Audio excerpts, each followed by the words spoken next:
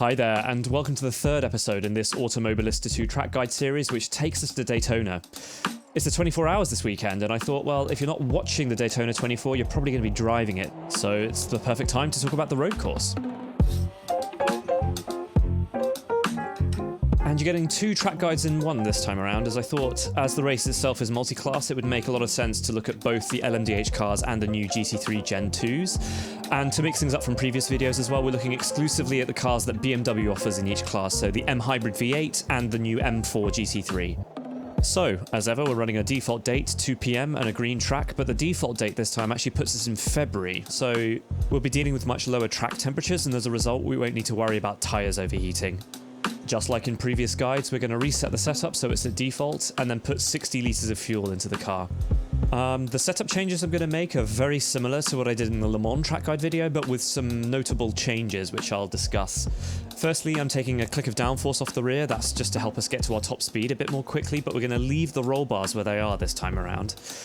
Braking pressure, I'm upping to 95% again. It's a very bumpy circuit, so if you're struggling with lockups, feel free to roll it back to 90%, but whatever pressure you run, just make sure you're running the same duct openings that I am here. Now, because we took that click of downforce off the rear, the car's going to be a lot more oversteery, but instead of using the roll bars to compensate, we're going to lower the rear ride height to 60mm instead. And then, as before, we're just reducing the radiator opening to 65%, increasing the engine braking value from 2 to 4, and then lowering the traction control value from 6 to 4. And the last thing we need to do is to go a click down on final drive. You'll get a higher value, which means that our top speed will be a bit lower, but we'll accelerate a lot more quickly and get better use out of that final gear. So we're jumping into the car for the hot stint now, and of the 10 laps that I did, lap 9 ended up being the quickest. So you're going to see lap 8 before that, and then you'll see lap 9, which was the fastest. Because of the lack of tyre warmers in this series, when you're leaving the pits, it's going to take about 2 laps for the tyres to come up to temperature, so just be careful of that, particularly if you're doing a quali run, for example. Finally, just like the Le Mans track guide, I was running balanced DRS throughout the entirety of this run. So, heading into turn 1, we're looking for the last of the painted white stripes. Once we're over that, that's when you want to brake hard, rolling off the brakes slowly when you get to 4th gear, and then bring it down into 2nd and turn in. You can see I'm wide through all phases of the corner here. It's quite messy, and it's purely because I wasn't braking hard enough, and my angle of attack was a bit too wide. Now you want to look to the inside, and once we pass the 1 card, that's when you want to brake for the International Horseshoe. You can turn in quite late and prioritize a better exit for this corner. You can see here I'm a little bit early turning in, and it just means I'm slightly sluggish getting on the power. You'll have seen I also moved the brake bias back by 2 clicks, but that's just to minimize front locking. Now, heading into the West Horseshoe, we want to brake just after we see the tarmac for the alternate layout on the left. Brake hard in a straight line down into 2nd gear, and then turn in. The radius of this corner is quite odd, but when you see the apex sort of pinch slightly, that's when you know you can get on the power, because the corner actually opens up. And then for turn 6, it's a similar thing. We want to brake just after the first set of cones, down into 2nd, turn in early, and then also, if you can, get on the power slightly early, just to get the rear settled, just to help you get on full power as soon as you can, because it's an incredibly important traction zone, this. I will say, just with the way that the car's set up, it will probably feel that when you're going through the infield section, the rear of the car feels quite vague and sort of lazy on power. If I'd relaxed the rear anti-roll bar, it would have made the car a bit grippier in the infield, but the reason I left it where it was is because I wanted to make sure the car felt as stable as possible through the upcoming bus stop. So for the bus stop, you want to brake just as the Rolex branding starts on the wall, down into 3rd, commit early to the first left, and if you can keep your line tight through both rights, that'll allow you to both get on the power as early as possible, but then also avoid any kind of track cuts or lap invalidations. So, although the car might feel a little bit vague and lazy in the infield section, it should feel absolutely awesome through the bus stop, and I think the reason for that is that because we've reduced the rear ride height, we're actually making the diffuser do a lot more work, so it's just generating a lot more downforce at higher speed, and the car's a lot more settled as a result. So we're about to see the fastest lap of the hot stint at full speed, so hold on to your hats, here we go. Looking for the last painted white stripe, hit the brakes hard, rolling off when we get to 4th, and then when we reach 2nd gear, turn in confidently and slowly apply the power. Much better line this time than last time round. Now looking to the inside, once we pass the 1 card, you want to brake hard down into 2nd gear, turning in late. Once we pass the Rolex boards on the inside, you can confidently get on the power. Now we're heading towards the West Horseshoe once again, and we want to brake once we see the alternate layouts tarmac on the left-hand side, sort of in the middle of where it starts and where it ends, down into 2nd gear, turning in confidently, and once we reach that pinch point of the apex, that's when you can get on the power, and as you can see, the corner opens up nicely for us. Now looking for that first set of cones on the right, braking down into second gear, turning in confidently, and then gently getting on throttle, guiding the car through this very, very important traction zone. You can see that compared to my previous fastest lap on lap 7, we've gained a tenth of a second already just because we were very committed and very controlled through turn 6. Now, I've been putting my brake bias back to 56 for the infield, but then I've been returning it to 58 for the outfield sections of the circuit. So heading into what's now called the Le Mans chicane, brake just after the Rolex boarding down into third, and then keep it tight through the exit so you can be confident on power all the way through. I'm not entirely sure if it's car specific, but the BMW just feels absolutely wonderful through the bus stop. You can see there's no counter steering or any kind of corrections. It's just, you know, if you can live with the sluggishness and the low speed, it feels absolutely awesome through the high speed.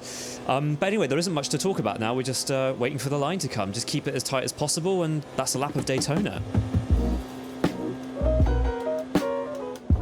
I think the hardest thing to master on this circuit is the braking feel by far, just because you've got so many bumpy braking zones and sometimes you're also cornering slightly at the heaviest part of the braking zone. So if you focus on that first, the speed will come a lot more quickly as a result. Now, I did say that we're also going to look at the GT3 cars, and I've selected the BMW M4, partly so that we have the same manufacturer in the same video, but also because, and if I'm being completely honest, I absolutely hate the BMW. I think it feels awful. I think it's partly because the default setup just isn't very well thought through, I don't think, but the biggest problem I have is with the throttle response. It's very, very understeery off throttle, but then once you get to 20% throttle and above, the rear just kicks out like mad and you have no grip whatsoever. So if you feel similarly about this car, these are the setup changes that I made in order to make the hot stint actually bearable.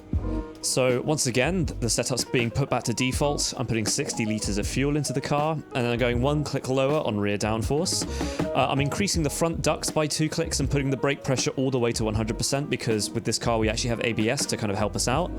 Then I'm reducing the radiator opening to 65%, and then engine braking and traction control at 4, but it's the differential settings that will really help with throttle response. So preload at 140 Newton meters and clutches down to 4, so we've got less maneuverability overall and just less locking in general too.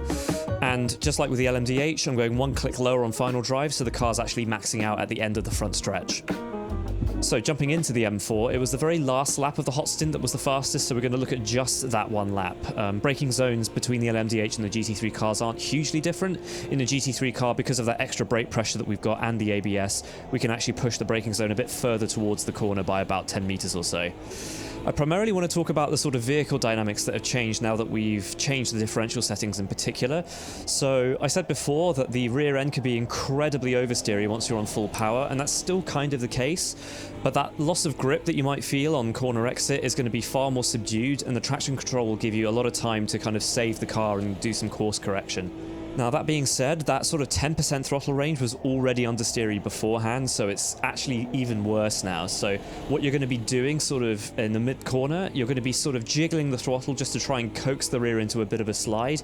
But now when you go full power out of the corner, basically the traction control will be there to sort of help check yourself before you wreck yourself, basically. So instead of the car being incredibly wild and leery, it will be a lot more subdued. You'll have the time to sort of straighten things up, which is quite helpful with the BMW, because especially with these low downforce variants, the BMW M4 has got by far and away the best sort of acceleration and top speed. But going back to the throttle response, if you just look at the way I'm using the throttle through the bus stop, I'm actually on the throttle in every single part of the bus stop, just trying to keep the rear loaded, trying to keep it stable, but also trying to keep it rotating as well. It's a weird thing with these front-engine rear-wheel drive cars in this game. I would have thought that with the engine being in the front, that the car would sort of follow its nose a little bit more and be quite sort of comfortable to drive, but you have to actually use the throttle in very, very unorthodox ways in order to generate lap time. So I'm really hoping that these differential settings will help you get the best out of this car, because clearly in low downforce configurations, it's the one to be in. Yeah, and once I made those changes to the differential, you can see that every single lap time, except for the very first one, was a 1:42. So it really helps with consistency, and clearly it doesn't actually slow you down very much. So yeah. Anyway, I think that's plenty of Daytona talk for now.